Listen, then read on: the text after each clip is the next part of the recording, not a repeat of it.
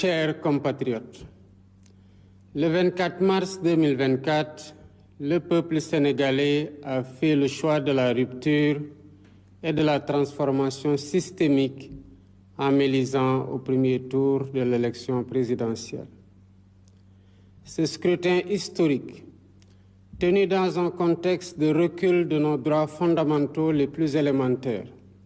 fut imposé par un peuple. Monsieur le directeur, en direction donc le palais. Dans la recherche.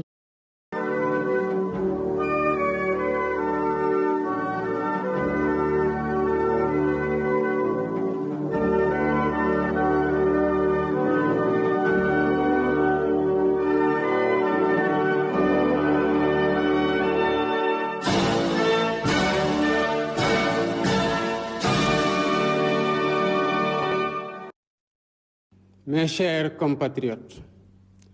le 24 mars 2024, le peuple sénégalais a fait le choix de la rupture et de la transformation systémique en m'élisant au premier tour de l'élection présidentielle. Ce scrutin historique, tenu dans un contexte de recul de nos droits fondamentaux les plus élémentaires, fut imposé par un peuple debout. Un peuple qui a préféré le courage à la résignation. Cette confiance populaire m'honore et inspire la détermination de la politique de la nation que la Constitution me confère.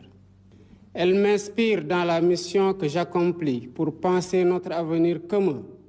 et pour rompre avec les méthodes de gouvernance anachroniques au regard des exigences renouvelées de notre société politique. Dès mon installation, j'ai entrepris de faire l'inventaire, comme m'y oblige l'article 1.7 de la loi portant code de transparence dans la gestion des finances publiques. Les résultats de l'audit soumis à ce jour à la Cour des comptes pour validation font ressortir une gestion publique empreinte de légèreté qui ont occasionné des dérapages volontairement cachés dans la gestion des finances publiques, avec une évolution incontrôlée de la masse salariale, de la dette et des intérêts de la dette, une non-maîtrise des subventions et un dérapage dans les tirages sur les ressources extérieures. Les manquements notés ont entraîné une détérioration grave du cadre des finances publiques de notre pays. Le gouvernement, après échange avec les partenaires techniques et financiers et les autres partenaires, reviendra largement sur le sujet et le rapport approuvé par la Cour des comptes fera l'objet d'une publication. D'ores et déjà, je tiens à assurer que les responsabilités seront situées à tous les niveaux de la chaîne administrative et politique. Mes chers compatriotes, mon serment devant Dieu et la nation d'honorer nos institutions et tremper du sang des Sénégalais tombés l'idéal national en bandoulière lors des nombreuses luttes pour notre démocratie. Malheureusement, la majorité parlementaire a décidé de ramer à contre-courant de la volonté du peuple sénégalais, pourtant clairement exprimée au soir du 24 mars 2024. D'abord en refusant, le 29 juin 2024, de tenir le débat d'orientation budgétaire pourtant obligatoire pour le motif simpliste d'une supposée attaque reçue sur le terrain politique. Cette violation d'une obligation légale prévue par l'article 56 de la loi organique relative aux lois de finances aura gravement contribué à ternir l'image du Sénégal aux yeux des institutions internationales. Ensuite, en rejetant le 29 août 2024 le projet de loi constitutionnelle visant à concrétiser la promesse que j'ai faite au peuple de supprimer le Haut Conseil des collectivités territoriales et le Conseil économique, social et environnemental, alors que la situation des finances publiques impose urgemment de rationaliser les dépenses publiques. Enfin, en allant jusqu'à l'usurpation des prérogatives constitutionnelles du président de la République pour fixer une date pour la déclaration de politique générale en violation flagrante de l'article 84 de la Constitution et de l'article 97 de la loi organique portant règlement intérieur de l'Assemblée nationale, sans parler de la menace d'une motion de censure que cette majorité fait planer sur le gouvernement. Mes chers compatriotes, en imposant par la force du droit la date du 13 septembre 2024 pour la déclaration de politique générale, il ne s'est pas agi de duper le peuple sénégalais, mais simplement d'asseoir fermement l'autorité de la loi et de rappeler par les actes que l'ordre politique sous mon magistère ne supplantera jamais l'ordre légal. Il y allait donc de mon devoir juridique, éthique et moral de ne céder la moindre parcelle de tolérance aux contenteurs de la loi. J'en ai donc conclu que le gage d'une collaboration franche avec la majorité parlementaire dans le seul intérêt du peuple sénégalais était une illusion. Celle-ci ayant décidé de se détourner du peuple pour promouvoir le culte du blocage et ainsi entraver la mise en œuvre du projet sur la base duquel j'ai été élu. Voilà pourquoi, en vertu des pouvoirs qui me sont conférés par l'article 87 de la Constitution, et après avoir consulté le Conseil constitutionnel sur la bonne date, le Premier ministre et le Président de l'Assemblée nationale sur l'opportunité, je dissous l'Assemblée nationale. La date des élections législatives est ainsi fixée au dimanche 17 novembre 2024. Je dissous l'Assemblée nationale pour demander au peuple souverain les moyens institutionnels qui me permettront de donner corps à la transformation systémique que je leur ai promise. Aujourd'hui, plus que jamais, l'heure est venue d'ouvrir une nouvelle temporalité à notre quinquennat. L'article 3 de notre Constitution rappelle que la souveraineté nationale appartient au peuple. Ce faisant, le peuple est invité à reprendre ses titres d'habilitation et à décider souverainement si l'Assemblée nationale doit refléter les aspirations profondes de changement qui se sont exprimées au soir du 24 mars 2024 ou si elle doit demeurer encore le dernier avatar bloquant d'un régime déchu. En tout état de cause, le gouvernement garantit la bonne organisation des élections et l'expression libre et démocratique du choix du peuple et que le meilleur gagne. Vive la République, vive le Sénégal. Mbokki Sénégal, ci ñaar fukki fan ak ñeent ci weeru mars gi ñu weesu askanu Sénégal dafa def tànneefu joyanti tànneefu jubal ak jubanti ci yorinu réew mi loolu waral ñu fal ma président de la République ci premier tour élection bi ñu amaloon boobu élection am ci jamono joo xam ne ak yelleefu doomu aadama ci Sénégal tumurankoon na lool waaye askan wi am taxawaay goo xam ne daanaka dafa foqarti élection boobu ñu organisé ba wax loo xamante ne mooy sañ-sañam ak bëgg-bëggam ci niñ koy jiite kóolute googu ba tey moo waral lépp lu may def di ko jël ci ay décision de gouvernance damay fàttaliku jaar-jaar gu metti googu askan gi jaar bu ñu am alternance boo xam ne ñëpp ñooñu ci naw mu tax nag bi ma toogee li ma njëkk a def mooy saytu ba xam liñ ma dénk ci fan laa ko jële te loolu la ma yoon sant muy li ñuy wax code de transparence dans la gestion des finances publiques maanaam sart guy may wax di ñu wax ñun ñëpp naka la ñuy saytoo ci yorin gu rafet ci alalu mbooro saytu googu li ci tukkee jébbal nañ ko Cour des comptes mu war ko saytuwaat ba dëggal ko bu ko defee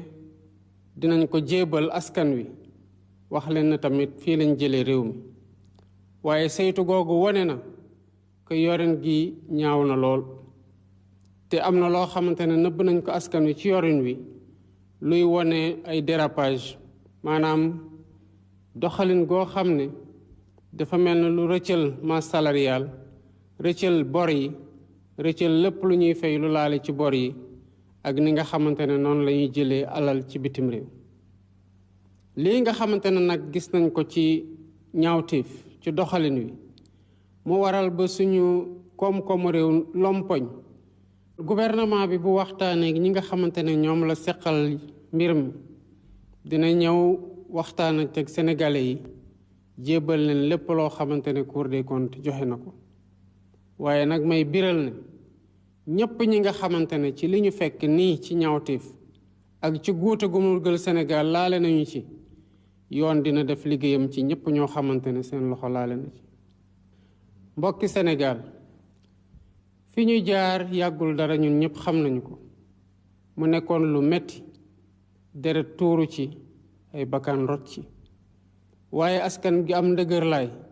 pour défendre li ñuy woowee suñu démocratie loolu nag dafa mel ne ñi nga xamante ne ñoo ëppi doole ci assemblée nationale dañu ko fas yéene gàntal ba di dem ci li nga xamante ne du ci li Sénégalais yi bëgg ba li taxoon ñu xeex ba am élection bu ñu am ak résultat bu ñu am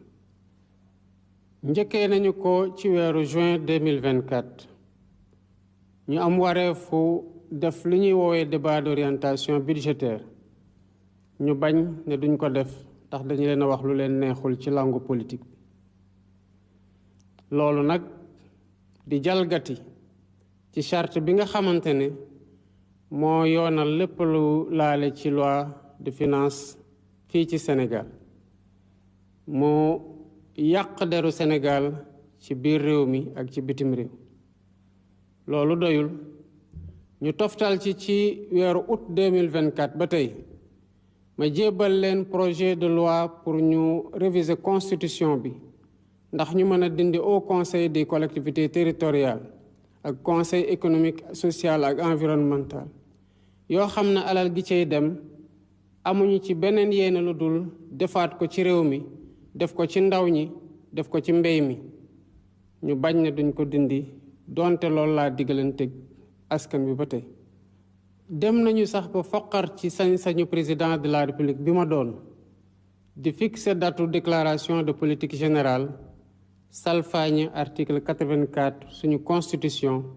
ak article 97 loi buy porter règlement intérieur u assemblée nationale waxatuma sax ne ñu naan dañuy daanal gouvernement bi nga xamante ne moom lañ fi teg mbokki Sénégal gannaaw bi ma gisee ne ñii fu ñu toxu nekkatul ci yoon ak ci yoonal ci laa leen delloowaat ci yoon dal di wax ni kon bu déclaration de politique générale naree am ci bés bii lay doon mosul doon nag naxante sama diggante ak askanu Sénégal waaye doon fàttali ñi nga xamante ne seen taxawaay day salfaañe yoon ne tànk maa ngi ci bopp réew mi doxalinu politique du tegu mukk ci kaw doxalinu yoon kon wareef la woon ci man ci li ma déglanteeg yéen ma bañ a bàyyi ñi nga xamante ne salfaañe yoon rek moo leen tax a jóg ñu mel ni ñu am dëgg ci biir réew mi ma gisee na nag que ñii li ma ci namoon mooy bokk ak ñoom ci waxtaan ñu mën a avancer mënuma am benn yaakaar ak ñoom ndax lii intérêt Sénégal soxalu leen majorité parlementaire bii fi nekk dara taxatu ko jóg fu mu nekk nii lu dul xaxarante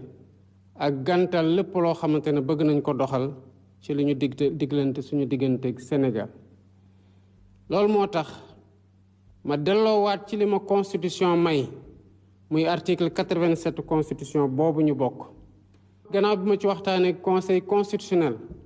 laaj ko ban mooy date bi nga xamante ne su ma ci dissoudre assemblée nationale dinaa tegu ci yoon waxtaan ceeg premier ministre waxtaan ceeg président assemblée nationale ci ndax loolu lu ñu rafetlu la am déet ci jamono bu ñu toll ci laa jël décision ne assemblée nationale bi tas naa ko bés ni ki tey dinañ dem nag bu soobee yàlla ci élection yu bees yoo xam ne mu ngi nar a amee ci dimanche fukki fan ak juróom-ñaar ci weeru novembre ci at bii ñu nekk. li waral ma tas assemblée nationale du lenn lu dul bëgg ñu delloowaat ci askan wi pour man mii ci sama bopp ma laaj leen ñu jox ma jumtuwaay yu tax ma mën a doxal li nga xamante ne loolu lañ ma wóolu. kon tey gii askan wi moo moomaat boppam moomaat baatam